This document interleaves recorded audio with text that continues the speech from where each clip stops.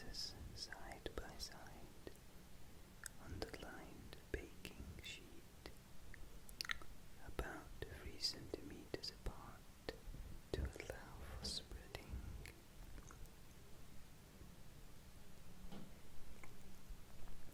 Place in the oven and bake for around 20 minutes until the biscuits are slightly darker around the edges.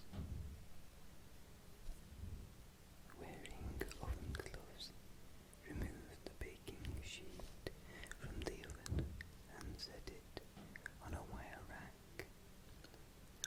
Leave the shortbreads until completely cold. Generously sprinkle the shortbreads with sugar. If using icing sugar, sift it over the shortbreads.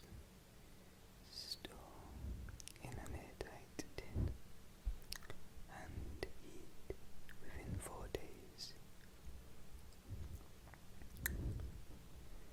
So for this recipe, what you're going to need is 100 grams of unsalted butter at room temperature, 50 grams of caster sugar, 110 grams of plain flour, 40 grams of cocoa powder, 2 tablespoons of demerara sugar, or large sugar crystals, or chopped nuts.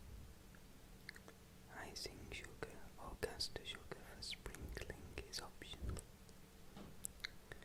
You will also need a large bowl for mixing, a wooden spoon or handheld electric mixer, cling film, chopping board, large sharp knife, baking sheet lined with baking paper, a wire rack, a sieve or a tea strainer,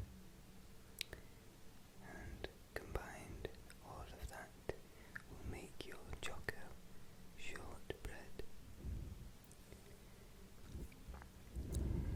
This particular recipe looks like one that I might have to try over the Christmas period. Just looking at the ingredients, most of them are standard, but I can imagine this recipe going well with ice cream, like it says here. Good for ice cream sandwiches. And it says, no one will be able to resist these rich, buttery and chocolatey shortbread. So the dough is shaped into a log and rolled in sugar for a crunchy exterior. Good for ice cream sandwiches. And to say, I might have to make this over the Christmas period and see how it turns out. Hopefully, I've put a few of these recipes in practice before, but hopefully this one turns out just as good. Now, I was thinking about it a little while ago about making a baking video, but it's not my style. So there are far better cooking videos out there, cooking and bakers and whisperers that combine cooking videos with whispering. I decided